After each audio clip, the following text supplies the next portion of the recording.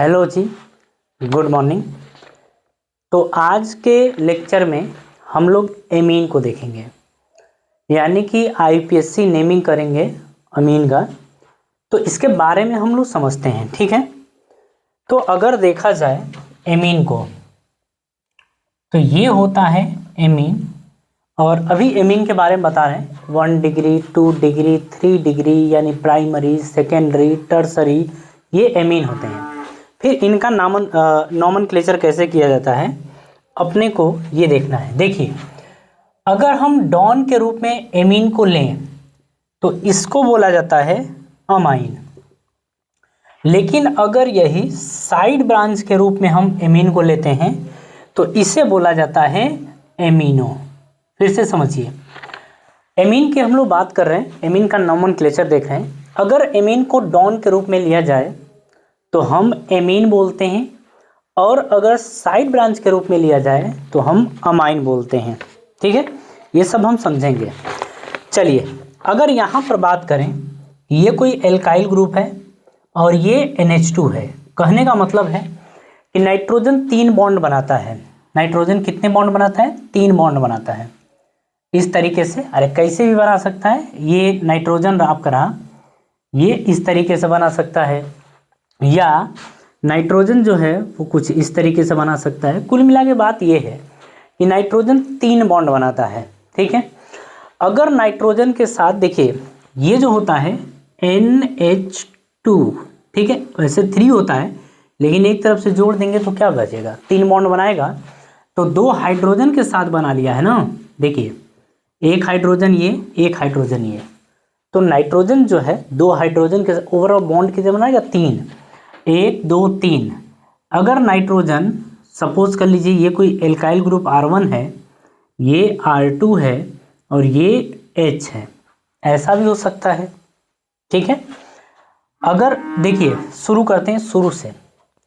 यहाँ पर एक जुड़ा है कोई एल्काइल ग्रुप, यहाँ पर 2 एल्काइल ग्रुप जुड़ा है, और यहाँ पर सपोज कर लीजिए कि तीनों के तीनों एल्काइल ग्रुप जुड़ गए हैं आपके सामने।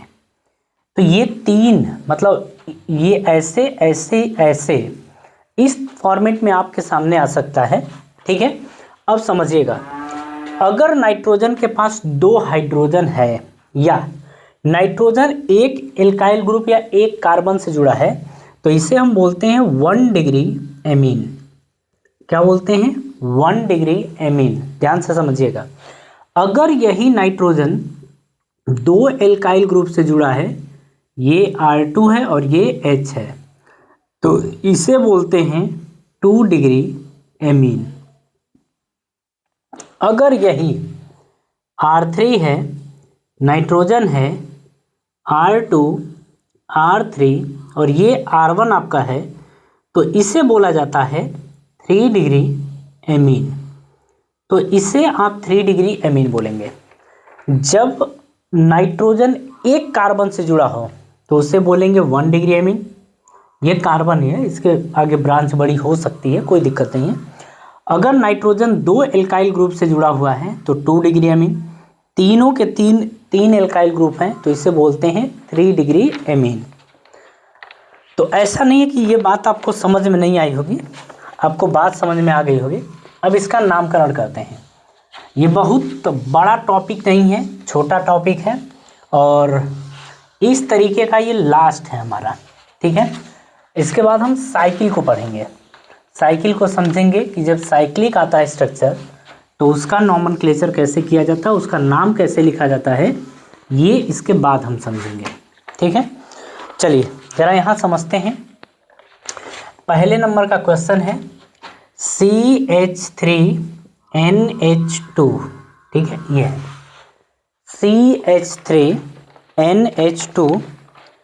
तो इसको जो नाम देंगे वो बोलेंगे, अच्छा मेथ है तो मेथेन, उसके बाद लास्ट में इस कार्बन को इंक्लूड किया गया है तो क्या लिखेंगे? अमाइन। तो बोलेंगे मेथेनामाइन। क्या बोलेंगे? मेथेनामाइन। CH3 है, CH2 है, ठीक है। चलिए दूसरा देख लेते हैं, इसको कॉपी कर लीजिएगा। अब दूसरा हम लोग देखते हैं, तो ये है CH3CH2NH2, ये है। तो कार्बन जरा काउंट करिए, 1 2, 2 कार्बन है, क्या नाम होगा, एथ।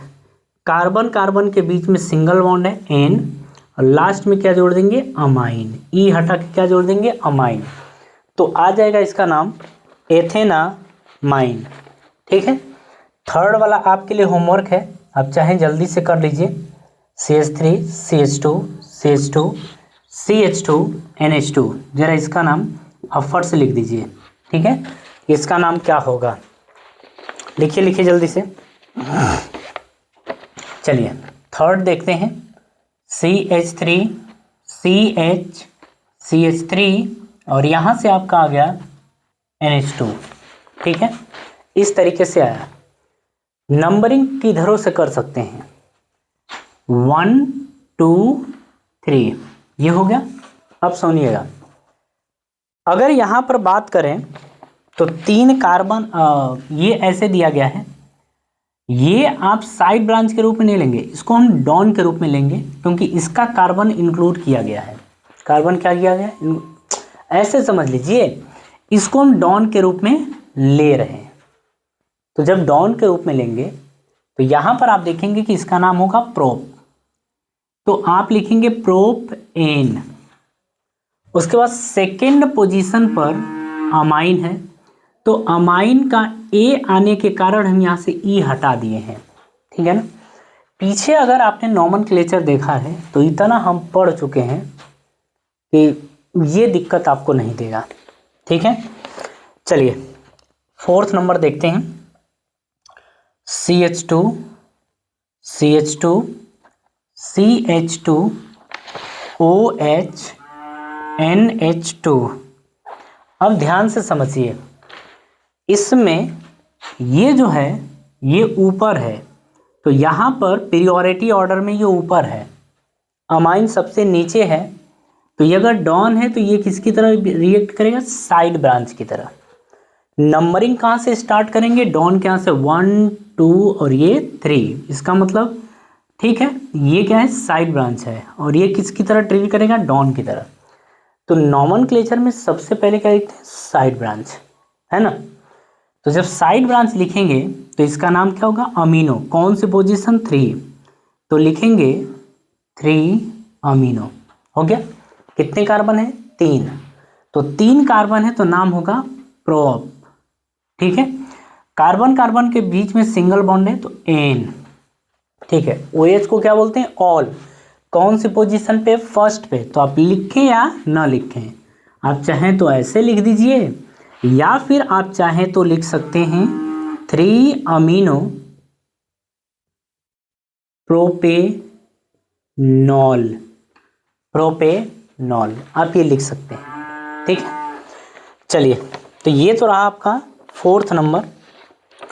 अब जरा और क्वेश्चंस हम देखते हैं, जरा एक बार चेक करिए कि आपको बात समझ में आ रही है कि नहीं आ रही है, और उम्मीद है कि आपको बात सारी समझ में आ रही होगी, कोई तकलीफ आपको नहीं होने वाली है।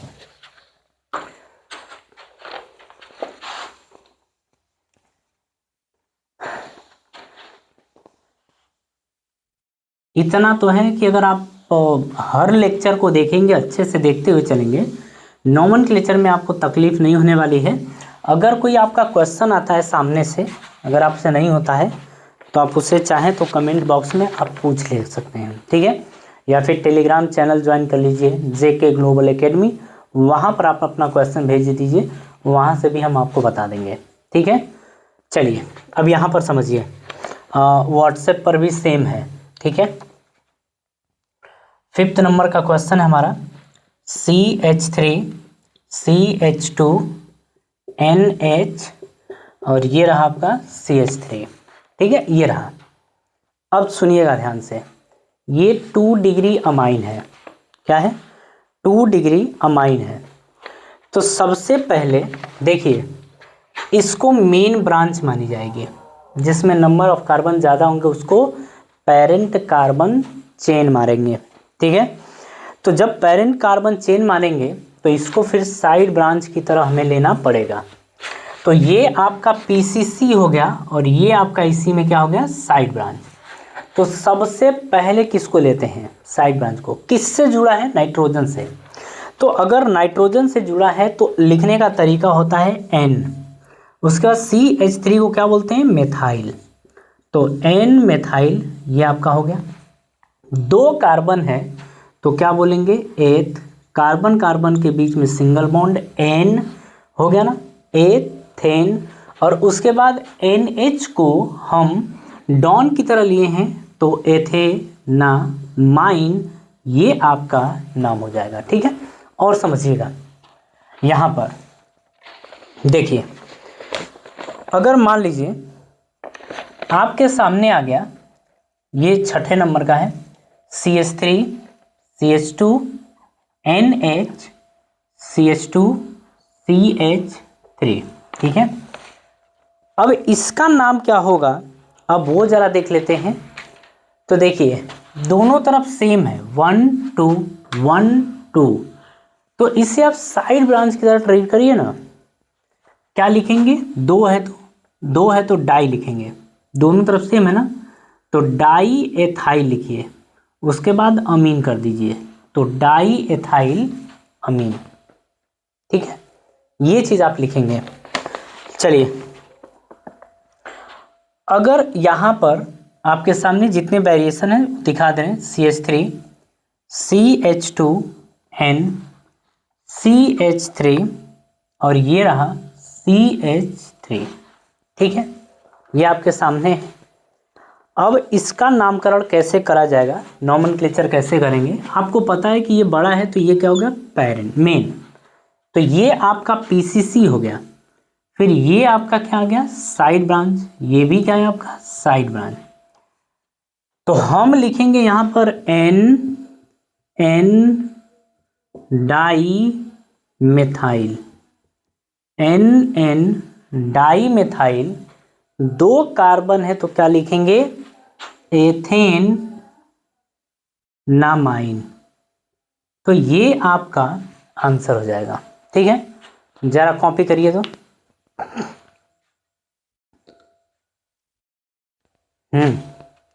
इसमें कोई किसी भी तरीके की तकलीफ आपको नहीं होनी चाहिए, है ना। चलिए एक चीज़ बताते हैं, अभी अब सभा समाप्त करते हैं, लेकिन इसको कॉपी कर लीजिए, बैकग्राउंड में आपको बताते हैं। आप एक बार एक साइंटिस्ट थी मैरी क्यूरी नाम की। ठीक है, ये और इनके हस्बैंड पोलोनियम और रेडियम जैसे एलिमेंट्स की डिस्कवरी करे थे। ठीक है, तो जिसका उपयोग, जैसे इन्होंने रेडियो एक्टिव एलिमेंट की खोज करी। ठीक है, इसका यूज़ किया जाता है रेडिएशन थेरेपी में, रेडिएशन थेरेपी में यूज़ किया जाता है, और इसी की हेल्प से कैंसर के रोगियों का इलाज किया जाता है। और ये जो इन लोगों की बात करें तो ये मैरी क्यूरी का जो जन्म हुआ था वो 1867 ईस्वी में हुआ था। 7 नवंबर 1867 को ये हुआ था, इनका डेट ऑफ बर्थ है। ठीक है, ये जो मैरी क्यूरी हैं ये फर्स्ट वुमेन है और महिला हैं जिनको नोबेल प्राइज़ दिया गया था। ठीक है, इनको फिजिक्स में भी मिला था नोबेल प्राइज़ और केमिस्ट्री में भी नोबेल प्राइज़ मिला था। ठीक है, तो खैर इतनी बातें ध्यान रखिएगा, मैरी क्यूरी की स्टोरी पढ़ने लायक है, अच्छी स्टोरी है। ठीक है, तो चलिए एक बार देख लीजिएगा। फिलहाल हम अपनी सभा यहीं समाप्त करेंगे और आपसे हम मिलेंगे नेक्स्ट वीडियो में। लेकिन हाँ, उसके पहले कुछ पिक्चर्स हैं जो हम आपको दिखाना चाहते हैं। हम ये चाहते हैं कि आप इनके बारे में जानें। जैसे आप देखिए, ये एक साइंटिस्ट हैं जिनका नाम है निकोला टेस्ला। आप इनको एक बार देख लीजिए, निकोला टेस्ला, इनके बारे में आपको पढ़नी चाहिए। ठीक है, इसके बाद अगर हम बात करें तो एक साइंटिस्ट जिनको अभी हम नाम लिए हैं मैरी क्यूरी, आपको इन्हें भी पढ़ना चाहिए। ठीक है, और अगर बात करें इंडियन साइंटिस्ट की तो आप इन लोगों के बारे में, होमी जहांगीर भाभा यानी भाभा के बारे में आपको पढ़ना चाहिए। इसके बाद ये इंडियन साइंटिस्ट हैं विक्रम साराभाई, भारतीय इंडियन साइंटिस्ट यानी भारतीय वैज्ञानिक विक्रम साराभाई, इनके बारे में आपको ज़रूर पढ़ना चाहिए, मतलब जितना बताएं उनके बारे में ज़रूर ही पढ़ना है। सीवी रमन, है ना, इनके बारे में भी आपको पढ़ना चाहिए, ये नोबेल प्राइज़ विजेता हैं, ठीक है। तो आप इनके बारे में ज़रूर पढ़िए, ये अच्छे लोग हैं। अगर आप ये चाहते हैं कि नहीं लाइफ में कुछ हो, तो एक चीज़ गलत मत मानिएगा, बट केवल किताब पढ़ने से कुछ नहीं होने वाला है। जो हम अपने सिलेबस की किताब पढ़ते हैं केवल उससे कुछ नहीं होने वाला है। इसके अलावा जो लोगों के स्ट्रगल हैं, अचीवमेंट हैं, हमें उनको भी जानना पड़ेगा, ठीक है ना। तो बातों को ज़रूर ध्यान रखिए और हम अपनी सभा यहीं समाप्त करेंगे। मिलते हैं आपसे नेक्स्ट वीडियो में। तो आप सभी लोगों को थैंक यू।